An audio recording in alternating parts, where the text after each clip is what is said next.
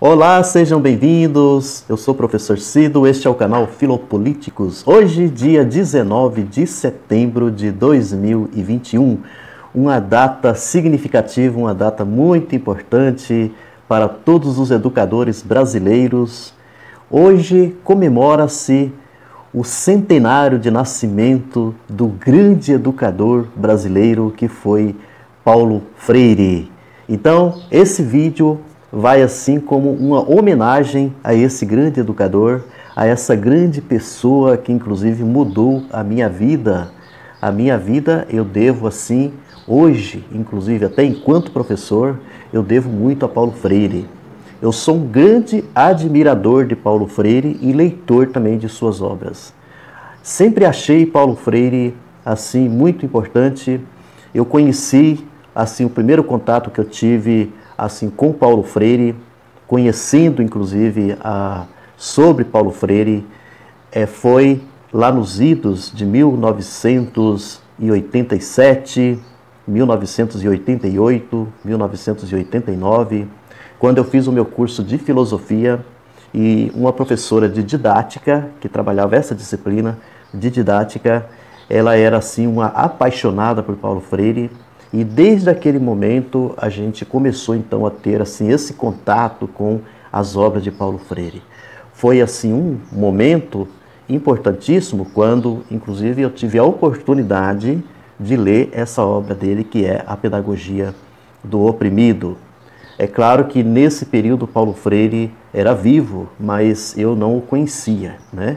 Assim, a primeira vez inclusive que eu vi mesmo Paulo Freire vivo, né?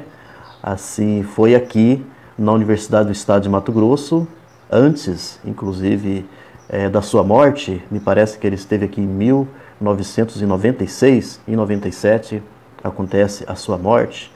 Então eu o conheci aqui, inclusive quando estava havendo uma manifestação de estudantes aqui da Unemate, com as famosas barracas, né, as barracas de palhas que fazia parte das reivindicações, das manifestações dos estudantes aqui da Unemate, os estudantes que estavam reivindicando melhoria, né? Melhoria de espaço físico, melhoria de condições de trabalho, inclusive, para a universidade. Foi um outro momento aí do passado e foi nesse período que o Paulo Freire esteve, então, aqui em Cáceres. Eu vou, assim, rapidamente falar um pouco sobre a vida desse grande educador, né, Paulo Freire, muito rapidamente. Posteriormente, vou trazer, assim, alguns comentários sobre o seu pensamento, que é muito importante, é muito valioso para todos nós nos dias de hoje. Paulo Régulos Neves Freire, esse era o nome, né, o nome completo do Paulo Freire. Nasceu em 19 de setembro de 1921, na cidade de Recife, a capital de Pernambuco. Brasileiro, então, de Pernambuco, pernambucano. Filho de Joaquim Temístocles Freire, capitão da Polícia Militar de Pernambuco, e de Edeltrudes Neves Freire, a dona Tudinha. Paulo teve uma irmã, Estela, e dois irmãos, Armando e Temístocles. A irmã Estela foi professora primária do Estado. Armando, funcionário da prefeitura da cidade do Recife, abandonou os estudos aos 18 anos. Não chegou a concluir o curso ginasial. Temístocles entrou para o exército. Aos dois, Paulo agradece emocionado em uma de suas entrevistas a Edson Passetti, pois começaram a trabalhar muito jovens para ajudar na manutenção da casa e possibilitar que Paulo continuasse estudando. Então, a gratidão dele, né, por esses irmãos dele, porque eles foram, assim, aqueles que assumiram, né, os trabalhos, esses trabalhos, assim, que a gente sabe que na família é imprescindível, né, e que ele agradece porque ele, na visão dele, isso, inclusive, deu condições para ele, ou ajudou, né, na sua vida, nos seus estudos e assim por diante. Sua família fazia parte da classe média, mas Paulo Freire vivenciou a pobreza e a fome na infância durante a Depressão de 1929. Uma experiência que o levaria a se preocupar com os mais pobres e o ajudaria a construir seu revolucionário método de alfabetização. Por seu empenho em ensinar os mais pobres, Paulo Freire tornou-se uma inspiração para gerações de professores, especialmente na América Latina e na África. O talento como escritor o ajudou a conquistar um amplo público de pedagogos, cientistas sociais, teólogos e militantes políticos, quase sempre ligados a partidos de esquerda, em sua maioria, né?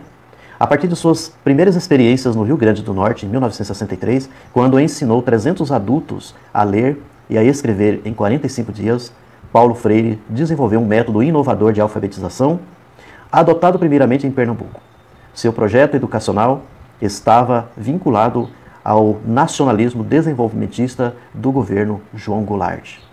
Na política, integrou o Partido dos Trabalhadores, tendo sido presidente da primeira diretoria executiva da Fundação Wilson Pinheiro, fundação de apoio partidária instituída pelo PT em 1981, antecessora da Fundação Perseu Abramo, além de secretário de Educação da Prefeitura Municipal de São Paulo, na gestão da petista Luísa Erundina, que foi de 1989 a 1992.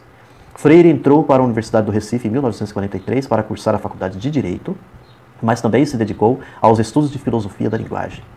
Apesar disso, nunca exerceu a profissão e preferiu trabalhar como professor numa escola de segundo grau, lecionando língua portuguesa. Em 1944, uniu-se em matrimônio com a colega de trabalho Elza Maria Costa de Oliveira, casamento este que durou até o ano de 1986, quando sua esposa morreu. 2 anos depois, em 1988, o educador casou-se com a também pernambucana Ana Maria Araújo, apelidada de Nita, a conhecida professora Nita Freire, que além de conhecida desde a infância, era sua orientanda no programa de mestrado da Pontifícia Universidade Católica de São Paulo, onde foi professor. Ambas as esposas foram reconhecidas por Paulo como importantes em sua carreira, inclusive quando o educador dedicou seu título honoris causa da PUC de São Paulo à memória de uma e à vida da outra. Em 1946, Freire foi indicado ao cargo de diretor do Departamento de Educação e Cultura do Serviço Social no estado de Pernambuco, onde iniciou o trabalho com alfabetização de pobres. Então, está aqui assim, de uma forma um pouco resumida, né, assim, sobre a vida de Paulo Freire. Um ponto que eu costumo assim, destacar muito, que o trabalho dele, inclusive quando ele começou, né, a desenvolver esse importante trabalho, esse trabalho de alfabetização lá em Angicos, né, no Rio Grande do Norte, que foi a primeira experiência que Paulo Freire teve, a primeira experiência inovadora, inclusive, que ele teve com cortadores de cana, né, que foram assim em torno de 300 alfabetizados, que em 45 dias ele conseguiu assim alfabetizar junto com um grupo que já trabalhava com ele, né? E foi aonde ele introduziu então um método. É como se fosse assim o método de alfabetização Paulo Freire como experiência. Como a experiência foi muito válida, ele começou então a disseminar, né, esse método de alfabetização. Então, foi em Recife, ele disseminou, né, formou grupos. É importante que a gente entenda os chamados círculos de cultura, né, que foram criados. Esses círculos de cultura foi se espalhando, foi crescendo, e cada vez mais o método sendo implantado por Paulo Freire, começou então uma forma muito diferenciada de educação que iria inovar e que iria dar um outro lugar, uma outra roupagem dentro do campo da educação, e que hoje, inclusive, é inovador do meu ponto de vista, faz parte e é muito bem trabalhado na filosofia da educação, disciplina que eu trabalho e que a gente sempre traz à tona essa importância, por exemplo, do Paulo Freire, e também de como a pedagogia freiriana, essa pedagogia crítica, essa pedagogia libertadora, ela muda completamente, muda não apenas o processo educativo, mas muda a visão, por exemplo, do professor, a forma, a maneira, né, como o professor lida com os seus alunos, modifica de forma assim esplendorosa. Eu diria assim que na prática, né, que a gente tem, na realidade eu sou um aprendiz, né, até hoje, com o estilo, com esse método e também com esse sentido educativo de Paulo Freire. esse sentido pedagógico trabalhado por Paulo Freire. A gente aprende todo dia, né? Não existe um ponto final do aprendizado. O conhecimento, assim, trazido por Paulo Freire, quando a gente trata, inclusive, de uma epistemologia freiriana, é muito bom que a gente entenda, não existe um ponto final. Esse aprendizado ele é constante. Eu até diria assim que dentro desse campo do aprendizado, dentro do ponto de vista do Paulo Freire, cada vez que você se depara com um grupo de alunos, cada ano, por exemplo, que você se depara com um grupo diferenciado de alunos, seja qual for, né, esses alunos, que seja, por exemplo, do ensino fundamental, que seja do ensino médio, que seja do ensino superior, você vai perceber que as coisas são bem diferentes uma da outra. E que o nível de aprendizado também é muito grande. Aí você precisa aprender um monte de coisa. Você precisa aprender como você vai lidar com essa turma. Você precisa, às vezes, ter um jogo de cintura, uma metodologia de trabalho para poder desenvolver um ótimo trabalho com essa turma. E sempre que uma coisa que a gente sempre aprendeu, por exemplo, e a gente sempre aprende lendo, né, Paulo Freire, é quando ele trata do diálogo, né, dessa relação dialógica entre o professor e o aluno. Então, o ouvir, por exemplo, o escutar, né, o ouvir mesmo, o escutar os alunos, ouvir esses alunos, ouvir o que esses alunos têm a dizer. Por exemplo, o que esses alunos têm a dizer sobre a disciplina? Qual é a crítica que esses alunos têm? E sempre motivar a participação dos alunos, isso é muito importante. Motivar a participação.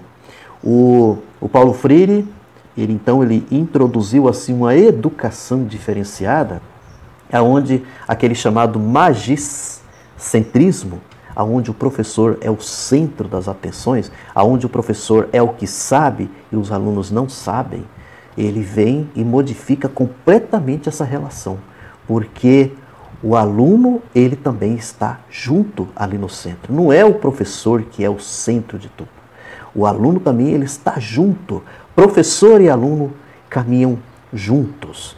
Há uma relação dialética aí nessa questão, nessa construção, por exemplo, do conhecimento. O conhecimento, ele é um processo construtivo e Paulo Freire foi brilhante, por exemplo, na defesa dessa tese da construção do conhecimento. Então, o conhecimento ele vai se tornando, inclusive, muito melhor, vai se tornando assim um saber, esse saber mais, né, que foi muito assim dito por Paulo Freire, esse saber mais, ele vai se constituindo, ele vai transformando, inclusive, essa realidade que nós estamos ali, quando há essa participação, por exemplo, dos alunos. Que não apenas o professor ele vai caminhando sozinho.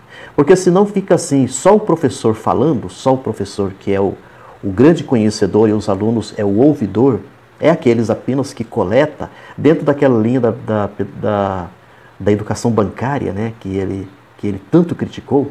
Porque o que acontece?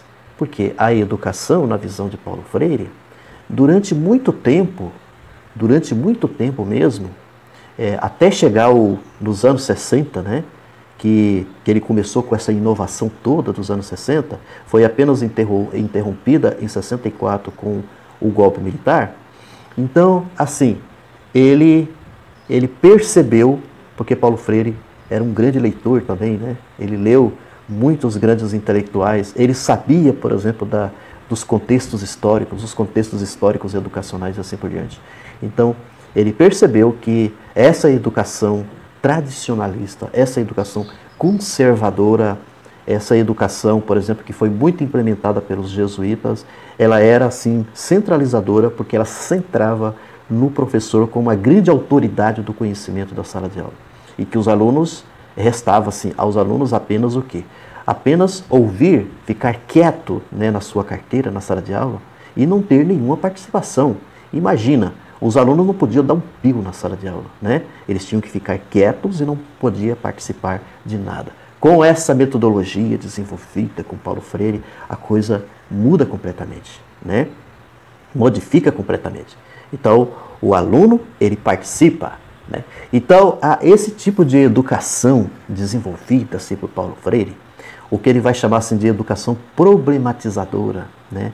Uma educação libertadora, porque essa educação libertadora, ela tem também sim como objetivo de libertar o ser humano da opressão. Agora, prestem atenção, não é apenas libertar o pobre, o oprimido, né? Que nós vemos aí na nossa sociedade, as pessoas mais pobres, as pessoas, os trabalhadores que são oprimidos, né, pela classe mais alta, essa coisa toda. Há um tipo de opressão que isso também foi muito preocupante assim em Paulo Freire, uma opressão que acontece em sala de aula, uma opressão que acontece na educação. Há um tipo de educação reprodutivista, né, que já vem de outros autores anteriores, que vai tratar sobre essa educação reprodutivista, aonde a escola, a educação, ela não deixa de ser, por exemplo, uma reprodução do autoritarismo, uma reprodução desse conservadorismo, desse tradicionalismo, de uma educação centralizadora do magicentrismo. Então, Paulo Freire ele procura romper com isso. Ele procura romper completamente com esse sentido de educação. Porque essa educação, ela não deixa de ser também opressora. E aí o que acontece? O professor, o educador, ele seguindo essa linha tradicionalista, essa linha conservadora, ele pode se tornar um opressor na sala de aula, né? Ele pode se tornar um opressor na sala de aula. E aí esse tipo, o professor sendo opressor na sala de aula, ele vai também reproduzindo essa opressão, aonde os alunos, por sua vez, com a formação que eles vão recebendo, eles também vão se tornando opressores. Então o que nós poderíamos ter aí é uma espécie de multiplicação de opressores, uma educação opressora. E o Paulo Freire, o que ele procurou, acima de tudo, é romper com esse tipo de educação. E os educadores precisam mudar a sua consciência. Eles precisam compreender e entender que, inclusive, eles são opressores na sala de aula. Se não houver esse tipo de entendimento, porque uma das coisas que Paulo Freire mais dizia, um dos problemas que ele até dizia em relação à opressão, é quando quem é o oprimido não reconhece que ele é o oprimido. Ele não tem esse entendimento de que ele está sendo oprimido por uma classe mais alta, por uma classe opressora. Então a conscientização trabalhada por Paulo Freire caminha muito nessa linha.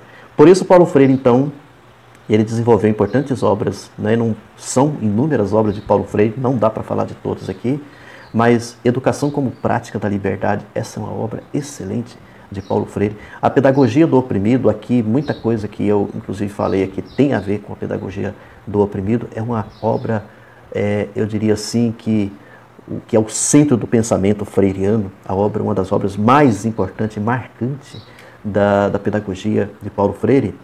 A Pedagogia da Autonomia, que é uma outra obra excelente, a Pedagogia da Esperança, porque Paulo Freire, ele sempre foi assim um educador dentro do campo da educação, que ele dizia que a esperança nunca pode morrer. O verbo esperançar, criado por ele, nós temos que carregar esse esperançar o tempo todo.